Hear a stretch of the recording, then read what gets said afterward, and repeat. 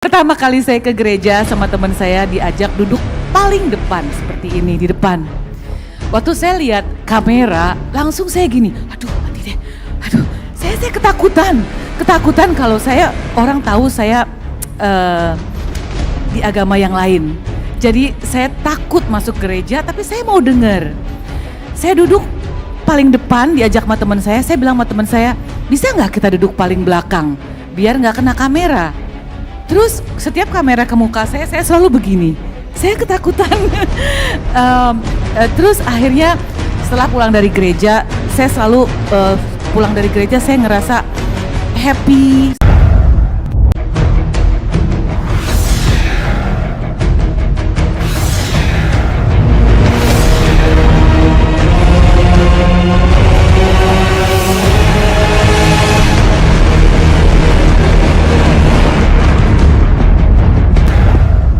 Ini pertama kali seumur hidup saya ada di atas stage seperti ini di depan jemaat. Mau jujur, saya nervous.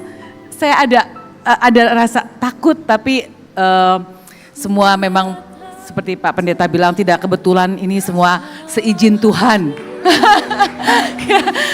Ya, saya di sini mau memberi kesaksian kebaikan Tuhan dalam hidup saya. Tahun 2014 saya main ke rumah temen, terus pada saat itu saya lagi banyak problem, banyak masalah untuk keluarga. Saya dengerin lagu, waktu itu saya nggak ngerti lagu rohani, saya nggak ngerti. Tapi saya dengerin lagu di rumah dia itu yang bikin saya kok bisa nangis. Gak tau air mata saya keluar terus sampai gak bisa stop. Terus saya dengerin terus pujian-pujian penyembahan lagu-lagu rohani. Terus ini singkat cerita aja biar gak terlalu lama ya. Terus saya bilang sama teman saya gini, ini lagu apa ya? Terus teman saya bilang ini lagu rohani. Terus saya minta didengerin lagi lagu-lagu yang lain. Saya sering datang ke rumah dia beberapa kali. Saya bilang saya mau denger lagi lagunya. Denger lagi di rumah dia. Terus akhirnya teman saya bilang, kamu ngerasain apa? Aku tuh ngerasa kayak denger lagu itu ada damai. Aku juga gak tahu rasanya kok bisa keluar air mata, sedih aja. Terus aku bilang, boleh gak aku ikut ke gereja? Pertama kali 2014 setelah dengar lagu rohani. Puji Tuhan. Terus pertama kali saya ke gereja sama teman saya diajak duduk paling depan seperti ini di depan. Waktu saya lihat kamera langsung saya gini, aduh mati deh. Saya ketakutan kalau orang tahu saya di agama yang lain. Jadi saya takut masuk gereja tapi saya mau dengar. Saya duduk paling depan diajak sama teman saya bilang sama teman saya, bisa gak kita duduk paling belakang biar gak kena kamera. Terus setiap kamera ke muka saya selalu begini.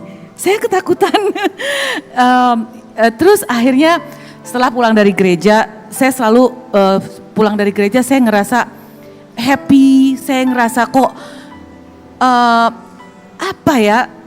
saya dengerin firman-firman yang pertama kali saya denger ke gereja, denger firman yang kasih dan mengampuni.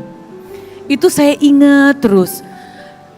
Terus minggu ke depannya saya lagi ke gereja lagi, ada kerinduan saya mau ke gereja. Setiap minggu saya ikut sama teman saya ke gereja yang sama. Tapi saya duduknya paling belakang karena saya gak mau dilihatin ada kamera. Terus dengan berjalannya waktu saya ngerasa ada damai sejahtera kalau saya pulang dari gereja. Udah singkat cerita kemarin corona ya, lagi corona gereja tutup. Saya tetap ada kerinduan untuk beribadah. Saya selalu dengerin ibadah online setiap hari Pak Michael Gunawan. Setiap jam 8 malam.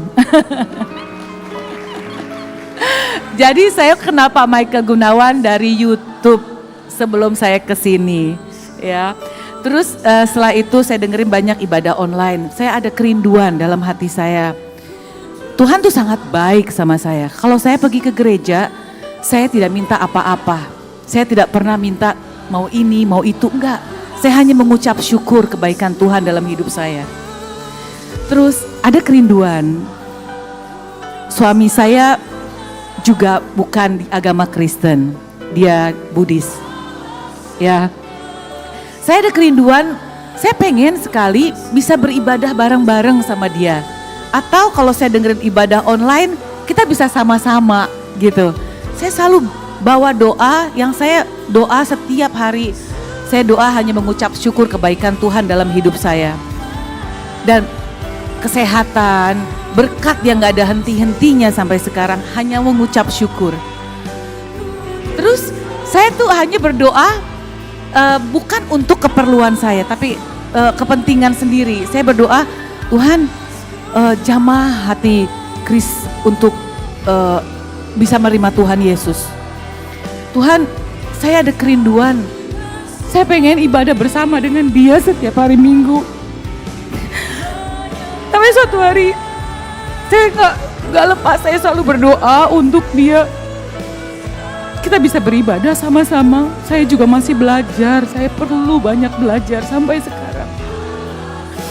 Akhirnya suatu hari dia bilang sama saya, itu karena doa, Tuhan dengar doa saya.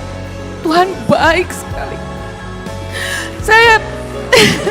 Saya percaya mukjizat itu ada. Sampai suatu hari dia bilang sama saya, Seng, saya mau dibaptis.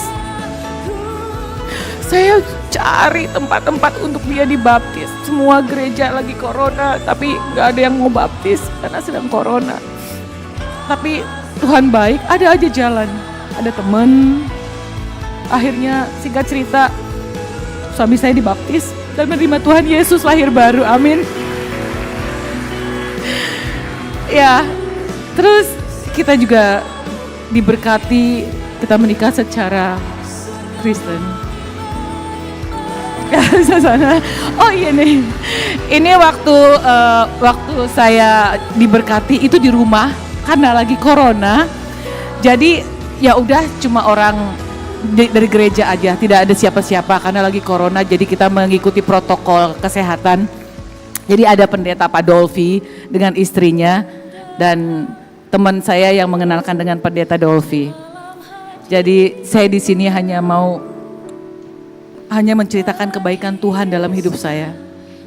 Apa yang saya minta, saya tidak minta untuk kepentingan diri saya tapi saya hanya meminta jamah hati suami saya untuk kita bisa beribadah sama-sama. Tuhan dengar dan Tuhan jawab. Gak lama saudara saya kena corona, satu keluarga. Setiap hari saya hanya berdoa untuk kesembuhan keluarga saya, adik saya, suaminya beserta 2 keponakan saya. Itu pun Tuhan jawab.